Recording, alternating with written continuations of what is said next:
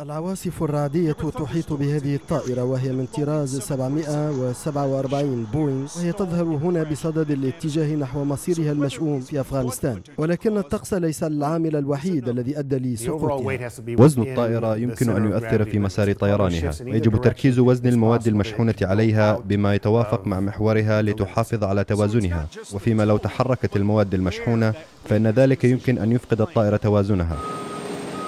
ومع انسحاب القوات الأمريكية من أفغانستان، فإن الولايات المتحدة تعمل على نقل مواد ثقيلة الوزن عبر الطائرات. مع إقلاع طائرة البوينغ 747 من باغرام صوب دبي، نقلت معها 5 سيارات مسلحة تزن كل منها 13 طنا، بحيث تثبت جيدا في مكانها. لكن إذا ما قطعت سلسلة إحدى السيارات فإنها ستؤثر بوزنها على غيرها.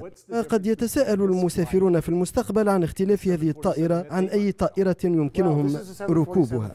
هذه طائرة 747-400، وهي طائرة شائعة الاستعمال وتعتبر ذات معايير سلامة ممتازة. ولكن الوزن عامل مهم، سواء كانت الوجهة سياحية أم عسكرية.